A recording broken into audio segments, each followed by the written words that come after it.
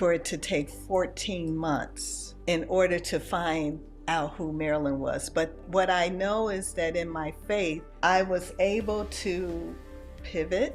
I was able to do some of the things that were on that back burner, and it was just amazing. What I would say to the audience is that's a time for you to get in touch with who and whose you are. I've learned that resilience is something that you can cultivate. It's a muscle that you can continue to make stronger, and it only shows up in adversity. My goal is I want to live. I want my family to be safe. So I did my research and I was able to help others be confident enough to do it as well. The things that these kids are doing today is a different variation of what was happening. So instead of embracing who they are, because this young generation, they sharp. Extremely. But they need us to accept them for who they are.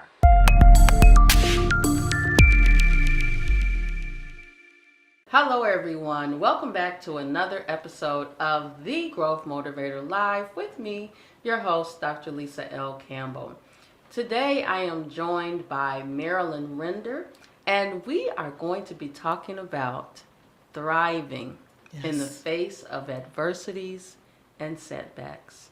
Hi Marilyn. Hi Dr. Campbell, it's so great to be with you today. Thank you. I'm just happy that you are in this building. I know you're about to rock this whole building. Yes. So before you start to rumble this building apart, tell our listening and viewing audience about your background. I know you have an extensive career history. Yes. So tell them about from where you've come from and where you are today.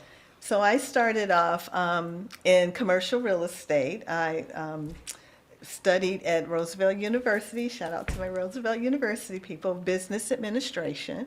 I ended up starting off with the Boston Consulting Group, which I call my free MBA.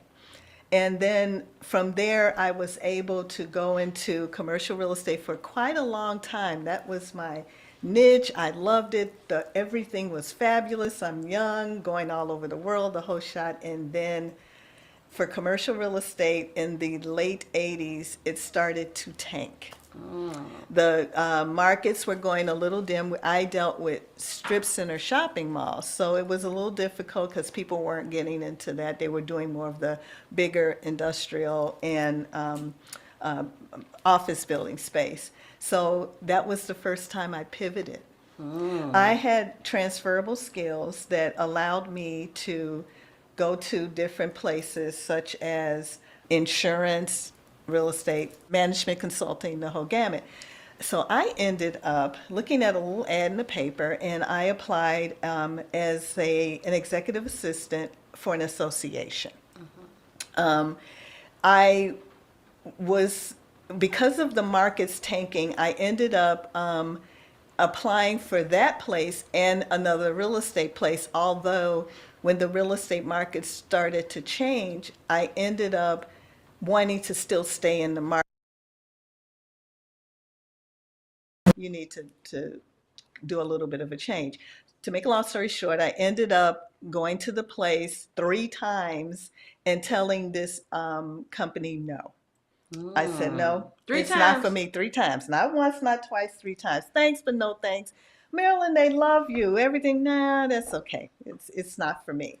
I ended up actually going there and the other place. Both of them were saying neck and neck. The place I wanted, the place that I did want, neck and neck. So the place that I did want did not call back. But the place that I didn't want did. And I said, what the heck? I'll take it. I did. Wait. So I took it. You didn't want it. I didn't want it. But you took it. Yes. Okay. Because again, you don't want to get rid of the money aspect to it and the benefits. Ooh. So I took it. I took it with the intent that I wasn't going to stay. Well, guess what? Moving forward, I did. But during that long experience of 25 years, 38 days, and a few hours, I learned about Marilyn. I learned about pivoting. I learned about tact, discretion, confidentiality, ageism, sexism, racism, you name it, I went through it. They say in history that things that don't kill you do make you stronger. I'm here to tell you it does.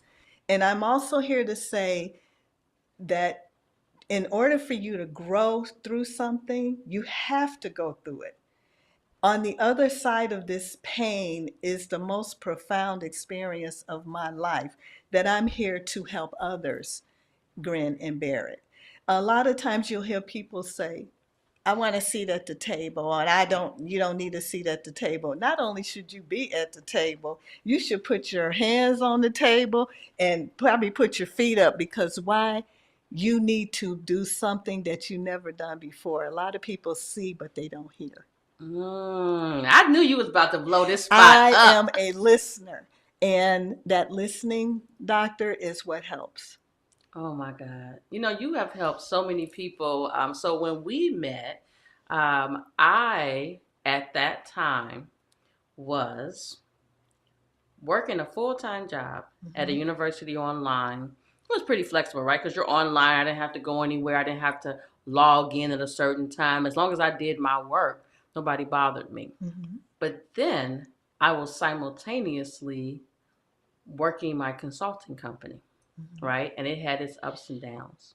But one day I decided that I was no longer going to be held hostage by salary and benefits, and I gave my notice.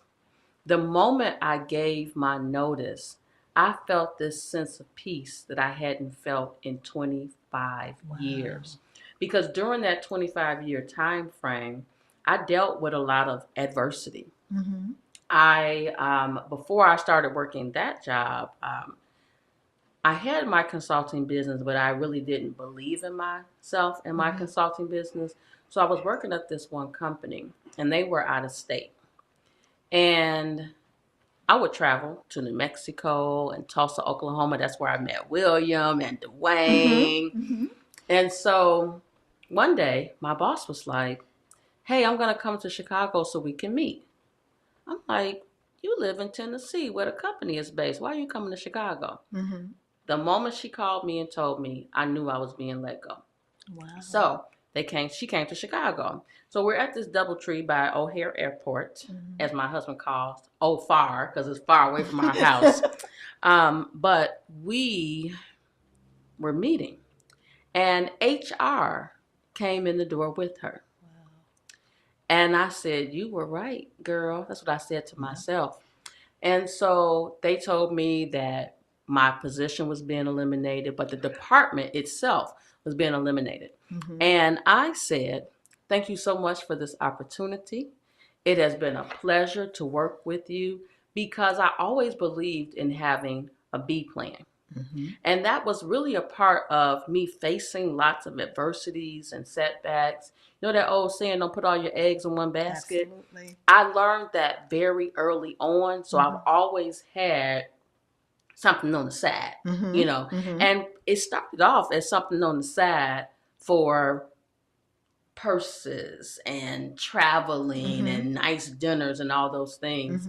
But the day that I made the decision that I was no longer going to be held hostage, I walked away with a sense of peace. But I know that everyone doesn't get the opportunity to walk away. Sometimes we are walked out of the door. So what would you say is something that was in your life, some type of experience where you experienced this major setback? Share with our audience something that can help them move from the place that they're at, where they're stuck. Because some people are wrestling with some things. The biggest layoff for me was the recent one, but it was a learning experience for me, because think about this. I'm honored to hear you say that journey that you had when you left.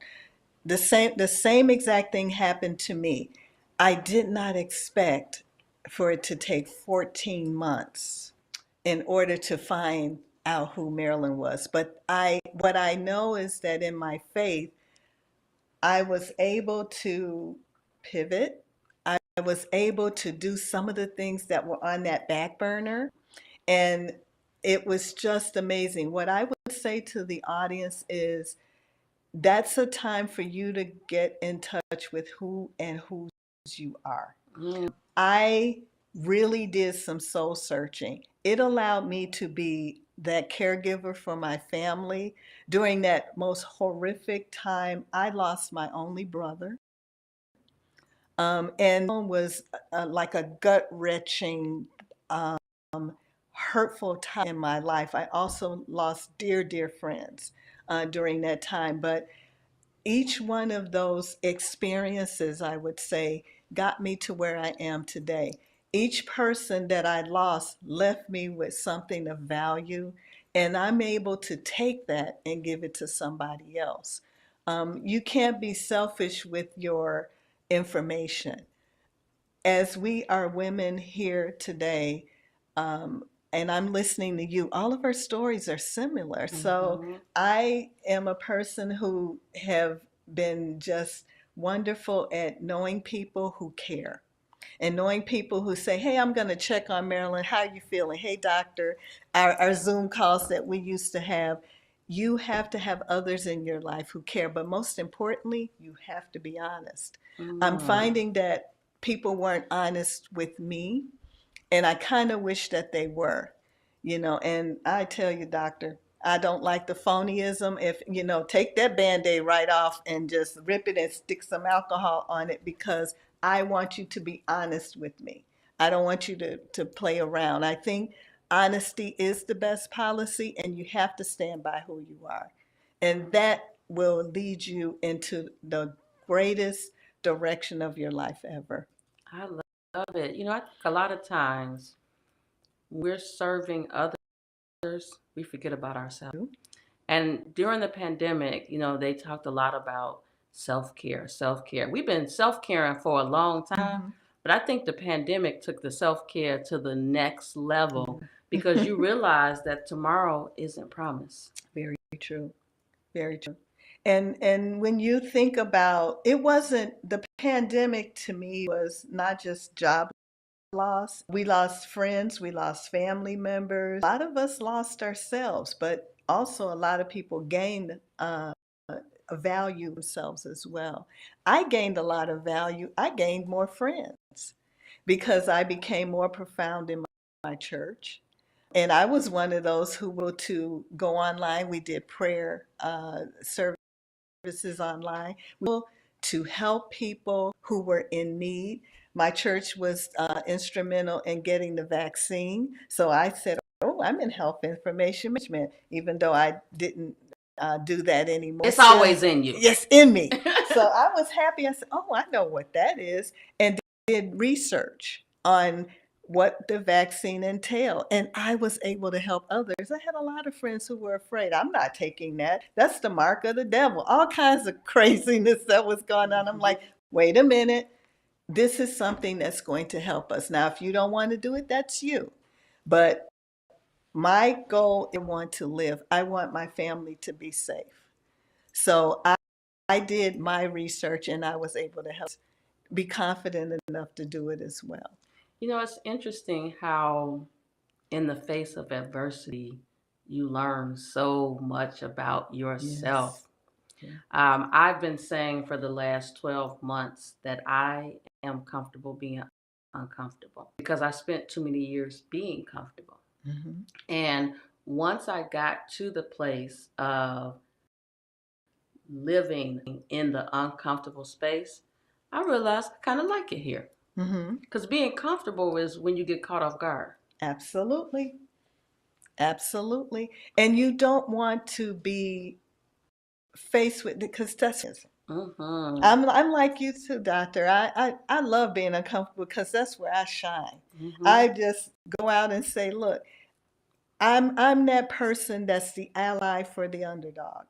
That's why my startup company, Rendering Expectations, Chief Experience Officer, you can't be successful and sit in my shoes unless you have gone through what I've gone through and successfully managed it. A lot of Mm. people give up.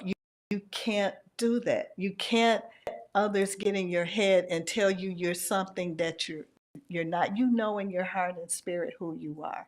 And you can't keep allowing that. I said get those little mind monsters, as my bishop would say, out of your head, because you know in your heart what you can do, and you know that you are needed in this world. And what I found is during that adversarial time in my life, I was able to help others. And now the phone rings and people say, I thought about something you said. Or I'll pick up the phone now and say, hey, I was thinking about you today, and I have a scripture, I have a quote, or I have these little things that I leave people. I have a few friends in my life that I grew up with. I get to know the person, because right now, all of us we were raised with getting to know people. I got that trait from my parents, and it's something that keeps building on and on. We had enough now. We're in a selfish silo zone, and it's sad that our world has changed so much because we're selfish, and things are more valuable than people. Powerful. So you talked about a couple of things. So number one, you talk relationships and relationship management, and that's one of the domains under emotional intelligence. Mm-hmm. And during the pandemic, when we were all able to get together on Zoom, Yes. I think that brought us closer, It did. right? Because we had an opportunity to just laugh through the pain, all the things that we were all experiencing. I brought my special needs daughter home, Jasmine. Jasmine was sleeping during the day and up at night, Yes, like it was yes. party time. But we all got to learn about ourselves, learn more about each other, and realize that we were more resilient than we gave ourselves credit for. Yes. As I've been on this journey as the growth motivator, Mm-hmm. where I'm helping individuals and organizations shed the weight that is holding them hostage, I've learned that resilience is something that you can cultivate. It's a muscle that can continue to make stronger, and it only shows up in adversity. Because it's like when you go to the gym, right, and you're trying to lift these, you get stronger and stronger. But your whole life is not necessarily about setbacks.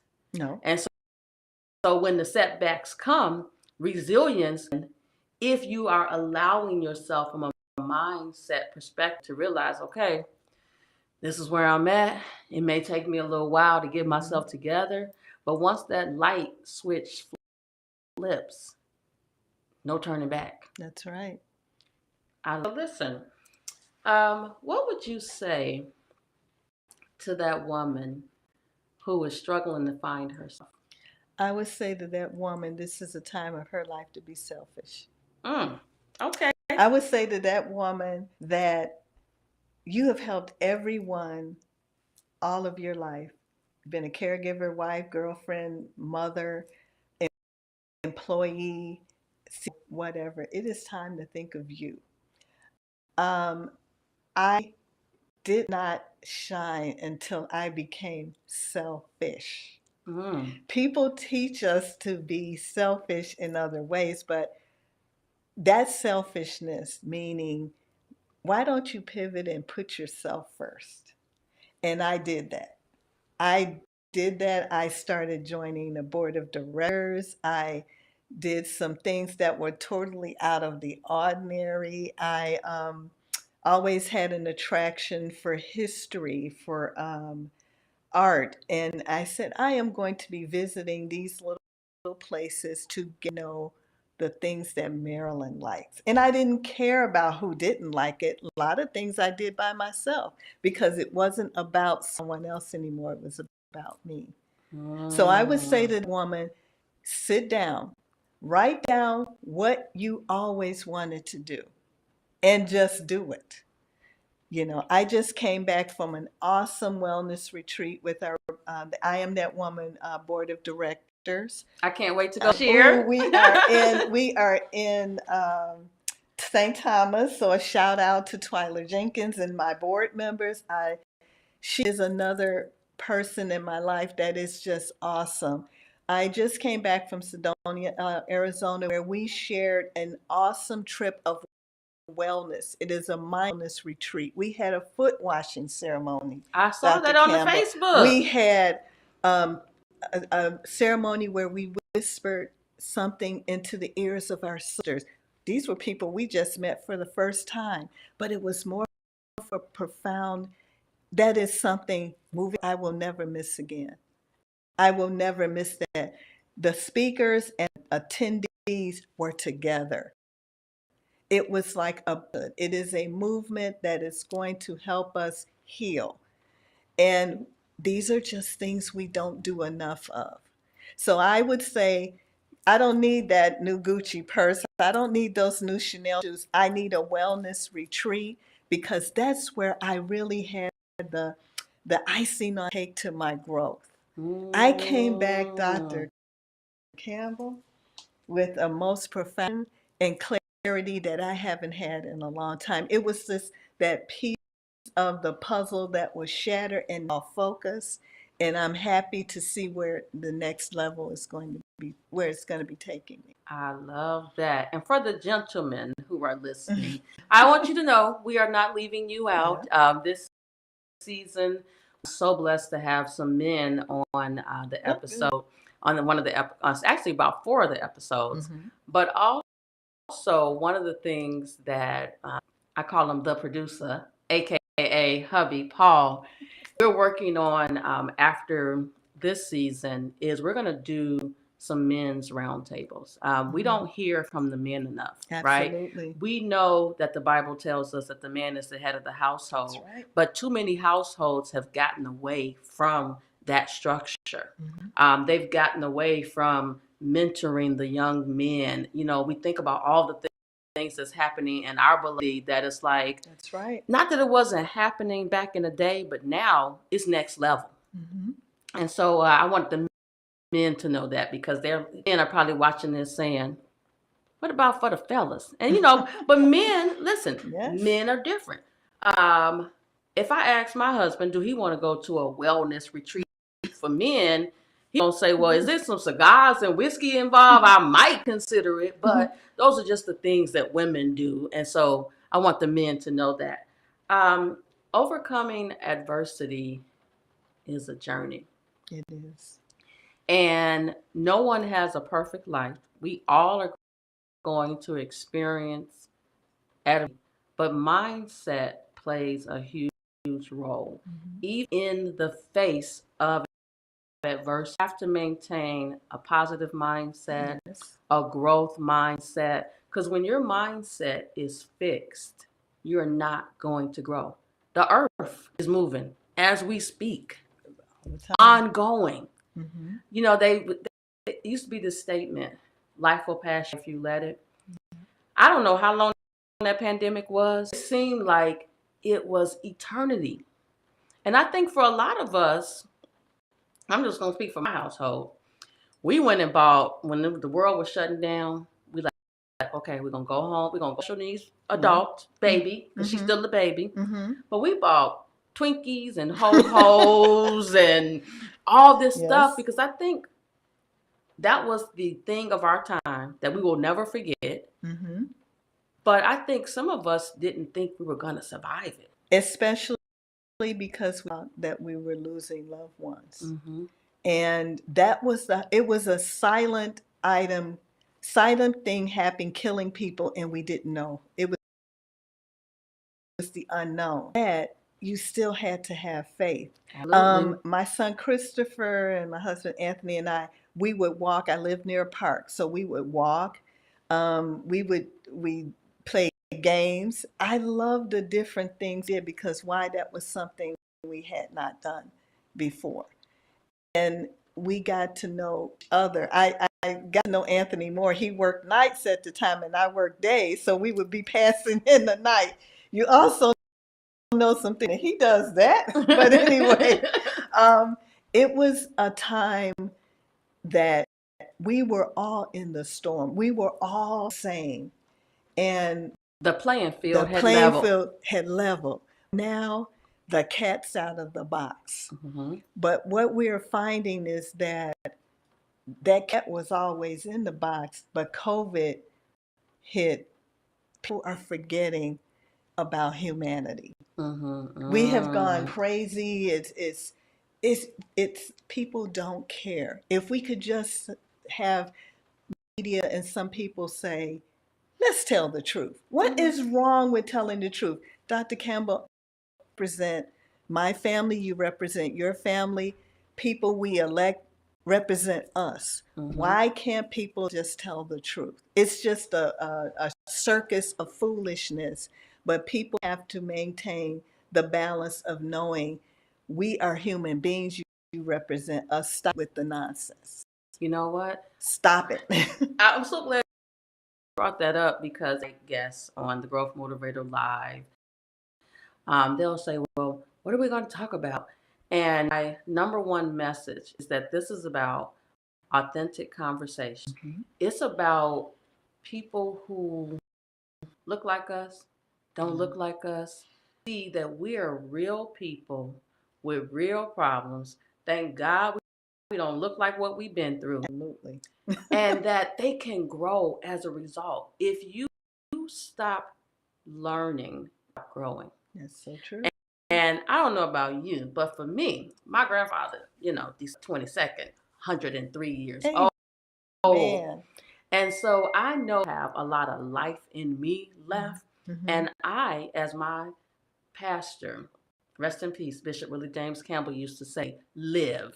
Yes. And that is my motto. I am living each moment like my last. No regrets, no longer being held hostage. Yes. Because that's not cute. It's not. It's not. And thank you for that, because my father had leukemia when I was younger, and he got diagnosed when he was 38 years old. And my father, he only had 5 years to live, and he lived an additional 12. During that course, I learned what resilience was. And I learned my dad didn't say, I'm dying. He said, I'm living. And me, being a young woman, and my brother and I are 4 years apart, he taught us, just because the diagnosis was grim, he didn't become a part of that. My father did so much. When he passed away, he was 50 years old. My mother became a widow at 50. But that was the most profound time in our lives because we learned. And I saw a man not complain. And it was hard, doctor. He was going to the hospital at night, getting blood transfusions. He worked for the telephone company, climbed the poles. My bell. Yes, he was a Ma Bell. He was a Ma Bell undertaker, all of that. He would climb the poles. He was an electrician by trade, a naval person, and went through all of that. And I go, how dare I complain when this man lived? He was 50 years old. So my thing is, you must not become what is bringing you down. You have to conquer that in every ounce of your being. And that's the resilience that I have. Both parents were very strong, and I am the woman I am today because of them. And I owe them all the thanks. I love it. You just made me think of a song from back in the day. I've had some good days. Yes, I won't complain. I won't complain. Yes. I think that's one of the things that's missing today. That foundation that we had, our upbringing, the young folks today, they don't go to church. To some extent, I blame them, because when they go to church, they get bashed, right? And for who they are. But if we roll back the tapes of time to the flower children and all the things that was happening, smoking on a peace pipe, the things that these kids are doing today is a different variation of what was happening. So instead of embracing who they are, because this young generation, they sharp. Extremely. But they need us to accept them for who they are and help cultivate them and help them with, some terms. They're going to fall on their face a couple of times. We fell on our face a couple of times. But giving them that foundation to rise in the midst of adversity is key. That foundation.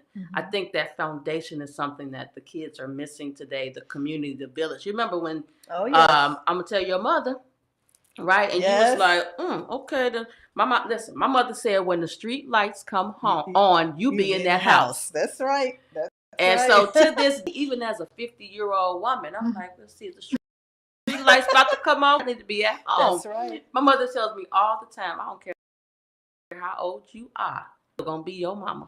My mother would say, I am not your friend. Huh. I am your mother. And remember that. That is a profound The problem is you trying to do what your kids do. Right. You had your time. Do you, boo, as a young people Yes. say. Yes. We have to demand that respect.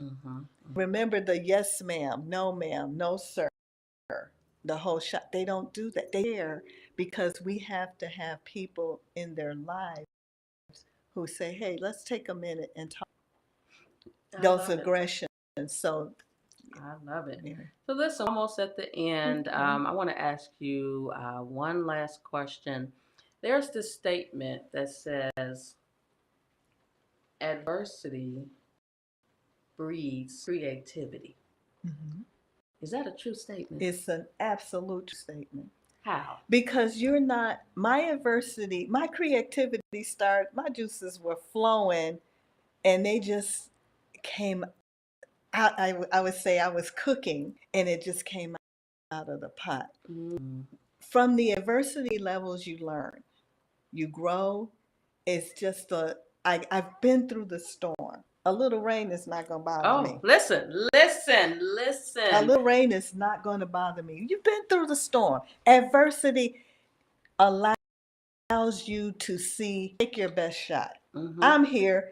I can achieve anything I want to. Oh, you got something better? Bring it on. Sometimes you have to embrace that because you build upon you the strength, courage, and mostly faith to continue and just grow through anything that you want to do. Wow.